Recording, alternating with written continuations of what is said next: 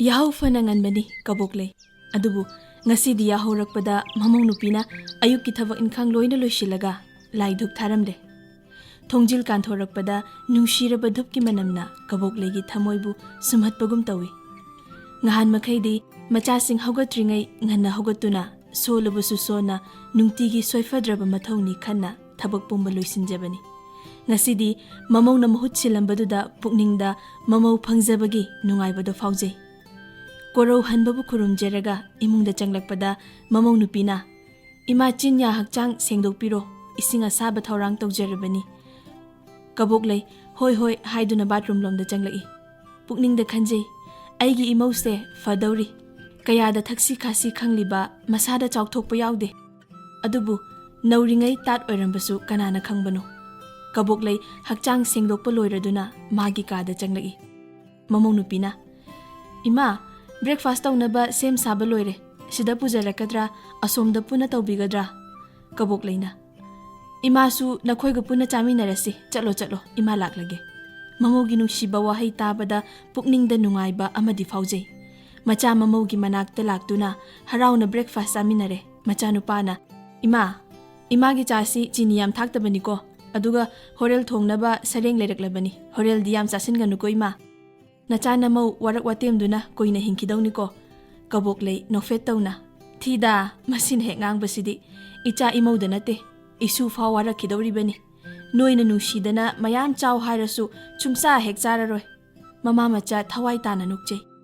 Mamong nupi liklana wari yam nungaiba malida ay khanghandana thawai tana nokminarami. Likla second floor da ngarang luhongba yawba lakpa nupi macha nupa macha khara leibadu kauruduna mayam puna breakfast saminare. Kaboklayna mamawda hairaki ibema nangi suti di kayam sangna lawriba. Liklana ima khara sangna lawre. Kaboklayna ima di pamjakhidreda.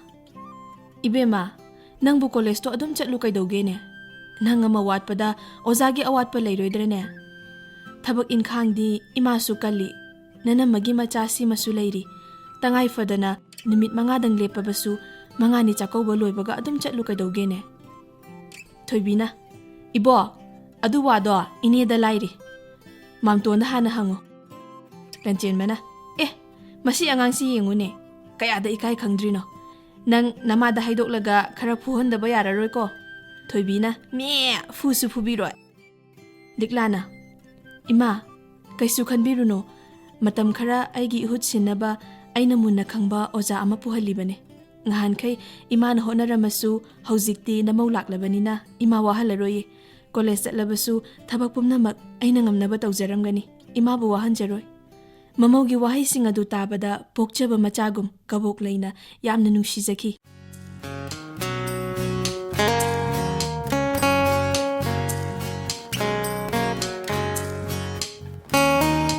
Matamna kanabu sungayde mangani chakawba loikre. Kaboklaygi imung ingna chikna nungaina pali. Kaboklaygi macha anidani nupina ahan aduga lanchenbana atombani. Lanchenba loisanga magi mapuni magi nupi likla college ki lecturer ni. Adubu animbak yamna fay chawthokpa laite ahal laman masak khangba thakchi khasi khangba misak ngaktani. Kaboklayna wazakibadi mamaw laklaga nungsinana leijaramba mama machabu yengthinanabagi pallama oirakadra haibasini. Adubu mapuna chanbibana awatpa amata leitrabi pukchil sengbi mamaw ama phangjare. Likla magi college satpasu nangnaba lanchenbagi office su nangnaba chak ising thongba kanna hotnari. Kaboklayna ibema nangbu imada sima pangbiyu sima tawbiyu su haide ngasaidagi nathanda thabak mayamse nangnaba chenba hotnabada wabana loiba tare. Chakto thongba loirabadi ima thibirage nangna filosinjaruro.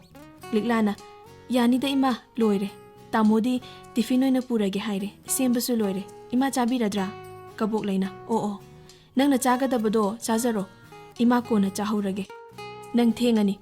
Liklana hoi ima adudi imagi sarukse thamjaramage ko ima hidak chaba kauni ko imagi thausadabida tawgano. Kaboklay mamawna magi damak wajabadu uraga pukning nungshirakla male mamitta pigi ira chelaki.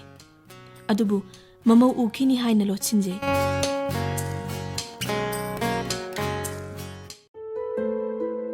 Kaboklay yumthangnabagi mache Sakhi hoida chananaba pochai khara puduna lagi.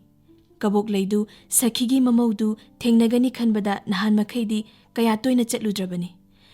Sakhigi macha mamausing aswanmi mamadu hundoklamlaga Delhi da koiba chatki.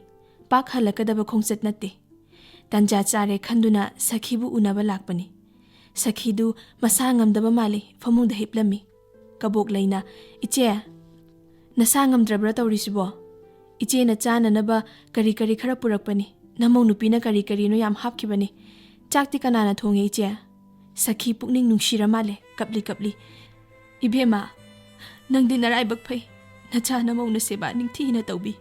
Aigidi kadai. Asonbi mama aibu hundoklamlaga nupi angang puduna koiba chatkribasini. Amang asoy sayen chajadaba aibu awang thangbagi hotel sidagi chak singami haiduna nungthigi thilai. Sayen thonglubagi khabai chega pulamgani khalubada chak chaba yadaduna chadabadagi isase sokchilibani. Sakhigi wahai tabada Kaboklay thamoi kaikre. Iche haksang sonthan bayaba natiye. Horel dagine iche gi chakto aikhoida haplage. Namogi khuchu yengu iche na kana leitabugum karigi wana leluni. Sakhibu Kaboklayna themjili. Mathamoida Sakhigi damak nuaitrabasu mamogi damak chakthokse kayada khetnakraba. Kaidaunungda liklana Kaboklaybu hanthana khankide thina su tawkhide. Ahoina dum pokchebi mamagum luna khanjeki.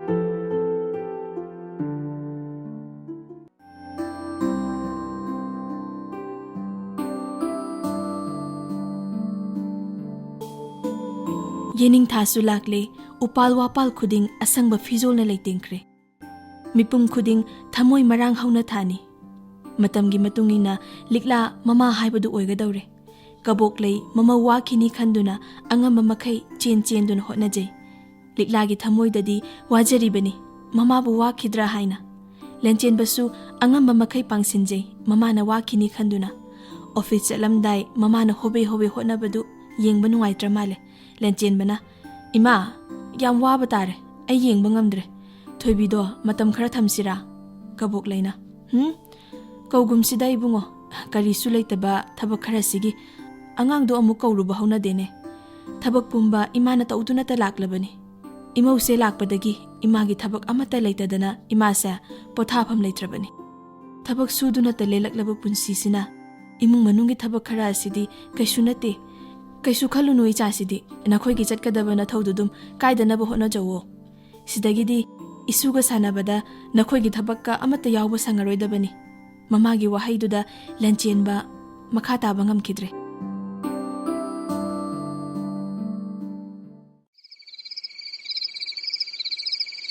Athengba chiklaba ahing amada Kaboklay Mangolda thoktuna mapung faraba thajabu yengduna mitlu pirang ihauri.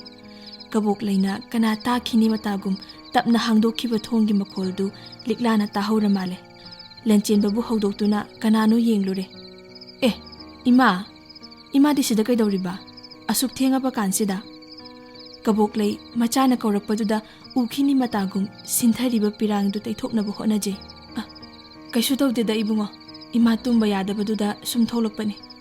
Lenchenba mamagi paukhumdugi marumda karigumba ama lotli haibadi khangki adubu khangdaba saduna mamabu themduna pusinki.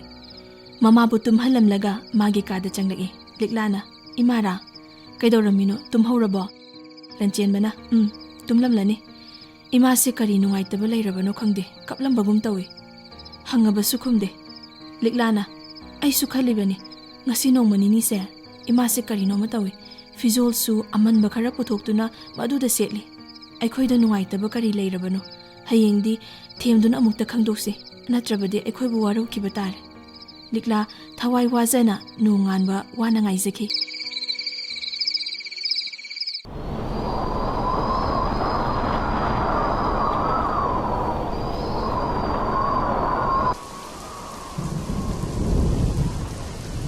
Thabal na pungan nga lambadu khanghaude akanba nungshit amaga loinana akanba nong churakle. Thamoy tanik khanglambi Kaboklay karigumba khara ningsinglaktuna atatpa leitana pirang sintharagi. Kaboklay mamongna thamlamba chanaba hauraba atangba chaposing sem lafoi Angur mit kuptana yengjay, piroynaba mamittuna. Adungay kabok layna angang oiringay machil manaw mayamdu mabuk thana chabasu fangda afangba pan mairen hekrak futtuna chakiba. Mama mapabungna pidi pizaning Lady Leita, macha singi matawbu yenglaga lona kapchekiba.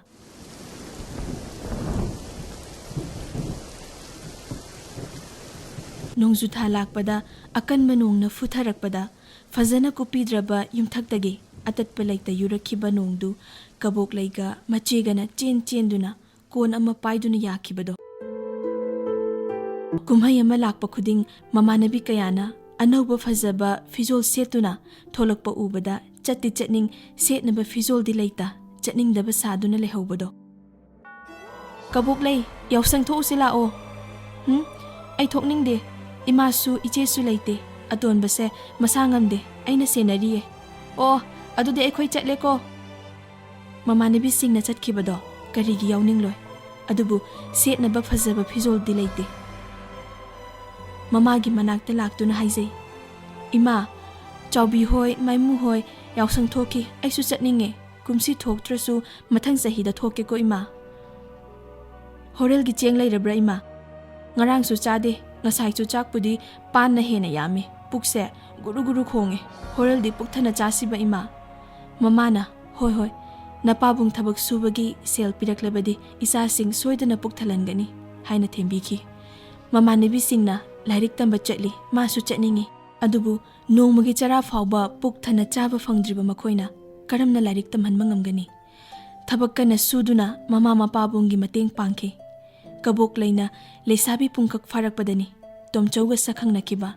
Tomchaudi wata padaba imungi machani. Laira jarabasu kabok laygi suba nomba kanba pukchil sengbaduda mane makunasu pamjakibani. Nungayba imungda leizarabasu kabok lay suba nombadi tokte.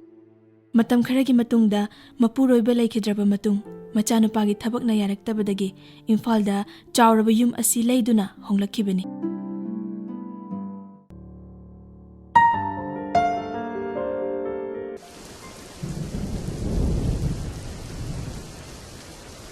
Wakhalda ngaihak luplingay machaga mamawgana mamadubu tumkhrabara nong chubasida inglamgadra hangbalakli.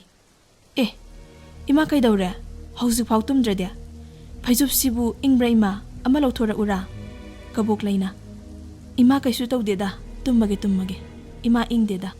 Liklana ima kaidawrage kapurabro ima gi kari pendaba leibage nacha aikhoida takpiyo aikhoibu imada soikrabara.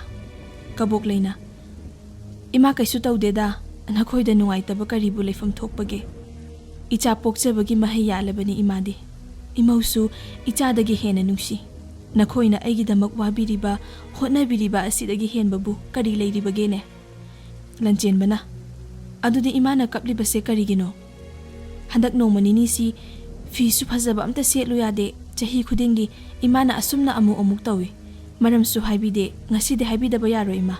Kabok layna adugi karisu hena khalunu imagi haukraba punsigi thaudoksing ningsinglaga pukning nungsirakpani. Ichil inaw mayamduga imaga pabagana chaba machet tumba machet tawduna wana hotnarakpa mayamdo ningsinglakpani. Nong yuraba yum ani suna siningai leitraba manlaba fizol kayada wana lelakraba ngasidi ichagi mapana masinglak ngamdana leiredo. Imaga pabagadi macha aikhoina nungai hanma ngamdana wana mapunsi loikido. Imana setliba amanba mallaba fizol singse nangi na pabungna thagi sel phanglakpa khudingi leibirakibani. Asigumba meragi thanil amadani imabu haiba lakiba. Asigumba meratha amadani imana yumgi mau oina lakiba. Asigumba meratha amadani napabungna aikhoi pumnamak pu thadokiba. Pumnamak siningsingduna meratha asimadi nang pabungna pibiramba fizol singse imana setpani. Nakhoida nungaitaba thamlamlabadi ai mi natredana imana nakhoibu icha imau oina phangjabadi aingondagi hena laibak phabi kanasu leiramlaroi. Kana amana macha mamau leina all age home da thambiriba solama mama mapabu pijaningdriba thina laknabiriba adugumba macha mamau singdo mama mapa singduna ꯅꯨꯡꯉꯥꯏꯅ ꯄꯥꯜꯂꯨ ꯍꯥꯏꯕꯗꯤ ꯈꯛ ꯍꯥꯏꯔꯝꯂꯣꯏ ꯊꯥꯕꯨꯝ ꯇꯔꯥ ꯅꯥꯎꯄꯨꯗꯨꯅ ꯄꯣꯛꯆꯕ ꯃꯆꯥꯕꯨ ꯆꯥꯎꯅꯅꯕ ꯃꯤ ꯑꯣꯏꯅꯅꯕ ꯍꯣꯠꯅꯕꯗ ꯃꯔꯨ ꯃꯌꯥꯡ ꯀꯦꯝꯂꯕ ꯃꯃꯥ ꯃꯄꯥꯕꯨ ꯄꯤꯖꯅꯤꯡꯗꯕ ꯅꯨꯡꯁꯤꯕ ꯉꯝꯗꯕꯁꯤꯡꯗꯨꯗꯤ ꯀꯩꯗꯧꯅꯨꯡꯗ ꯑꯐꯕ ꯑꯣꯏꯔꯣꯏ ꯏꯆꯥꯒ ꯏꯃꯧꯒꯗꯤ ꯏꯃꯥꯅ ꯄꯨꯛꯆꯦꯜ ꯁꯦꯞꯇꯅ ꯕꯣꯔ ꯄꯤꯔꯕꯅꯤ ꯄꯨꯟꯁꯤ ꯆꯨꯞꯄ ꯀꯥꯏꯅꯗꯅ ꯅꯨꯡꯁꯤꯅꯅ ꯅꯆꯥ ꯅꯃꯧꯅ ꯅꯨꯡꯁꯤꯅ ꯁꯦꯕꯥ ꯇꯧꯗꯨꯅ ꯅꯨꯡꯉꯥꯏꯅ ꯄꯥꯟꯕ ꯑꯣꯏꯌꯨꯀꯣ ꯂꯤꯛꯂꯥꯅ ꯏꯃꯥꯕꯨ ꯑꯄꯣꯛꯄꯤ ꯏꯃꯥꯗꯒꯤ ꯍꯦꯟꯅ ꯂꯨꯅ ꯈꯟꯖꯔꯤꯕꯤ ꯅꯃꯧꯅꯤ ꯁꯣꯏꯈꯤꯕ ꯂꯥꯟꯈꯤꯕ ꯉꯥꯛꯄꯤꯌꯨ ꯈꯪꯗ ꯍꯩꯇ ꯋꯥꯔꯛꯄꯤꯌꯨ ꯏꯃꯥ ꯀꯕꯣꯛꯂꯩꯅ ꯏꯃꯧꯗꯤ ꯀꯔꯤꯁꯨ ꯇꯥꯛꯅꯤꯡꯉꯥꯏ ꯂꯩꯇꯦ ꯏꯃꯧꯗꯤ ꯁꯅꯥꯅꯦ ꯁꯅꯥ ꯅꯈꯣꯏꯅ ꯊꯦꯡꯂꯕ ꯀꯥꯟꯁꯤꯗ ꯇꯨꯝꯒꯦꯗꯤ ꯍꯥꯏꯗ꯭ꯔꯗꯅ ꯁꯤꯗ ꯑꯃꯨꯛ ꯂꯥꯛꯂꯦ ꯏꯃꯧꯁꯦ ꯋꯥꯔꯝꯃꯅꯤ ꯆꯠꯂꯣ ꯄꯣꯊꯥꯖꯔꯨꯔꯣ ꯃꯇꯝꯁꯤ ꯊꯦꯡꯂꯕꯅꯤ ꯂꯟꯆꯦꯟꯕꯅ ꯍꯣꯏ ꯏꯃꯥ ꯑꯗꯣ ꯏꯃꯥ ꯍꯌꯦꯡꯗꯤ ꯁꯟꯗꯦꯅꯤ ꯑꯩꯈꯣꯏꯅ ꯍꯥꯟꯅ ꯂꯩꯔꯝꯕ ꯈꯨꯡꯒꯪꯗꯨꯗ ꯆꯠꯂꯨꯁꯤ ꯂꯤꯛꯂꯥꯁꯨ ꯑꯃꯨꯛ ꯐꯥꯎ ꯆꯠꯇ꯭ꯔꯤ ꯂꯤꯛꯂꯥꯅ ꯍꯣꯏ ꯏꯃꯥ ꯆꯠꯂꯨꯁꯦ ꯑꯩꯁꯨ ꯌꯦꯡꯅꯤꯡꯉꯦ ꯀꯣ ꯏꯃꯥ ꯀꯕꯣꯛꯂꯩꯅ ꯍꯣꯏ ꯆꯠꯂꯨꯁꯤ ꯃꯆꯥ ꯃꯃꯧꯅ ꯃꯥꯕꯨ ꯊꯦꯝꯂꯝꯂꯒ ꯇꯨꯝꯕ ꯆꯪꯈ꯭ꯔꯦ ꯃꯈꯣꯏꯅ ꯆꯠꯅꯤꯡꯉꯤ ꯍꯥꯏꯔꯤꯕꯗꯨ ꯃꯈꯣꯏꯒꯤ ꯑꯄꯥꯝꯕ ꯅꯠꯇꯦ ꯃꯥꯒꯤ ꯊꯃꯣꯏꯅ ꯍꯔꯥꯎꯅꯕ ꯍꯥꯏꯔꯝꯕꯅꯤ ꯍꯥꯏꯕ ꯀꯕꯣꯛꯂꯩ ꯈꯪꯉꯤ ꯋꯥ ꯈꯪꯂꯕ ꯃꯆꯥ ꯃꯃꯧꯒꯤ ꯋꯥꯍꯩꯗꯨꯗ ꯀꯕꯣꯛꯂꯩ ꯊꯃꯣꯏ ꯄꯦꯟꯖꯅ ꯂꯩꯍꯧꯏ ꯃꯇꯝ ꯀꯨꯏꯅ ꯎꯅꯔꯨꯗ꯭ꯔꯕ ꯃꯔꯨꯞ ꯃꯄꯥꯡ ꯀꯌꯥ ꯎꯅꯕ ꯐꯪꯂꯅꯤ ꯈꯟꯕꯗ ꯑꯍꯤꯡꯗꯣ ꯅꯣꯡꯉꯥꯟꯕ ꯉꯥꯏꯕꯗ ꯋꯥꯖꯈꯤ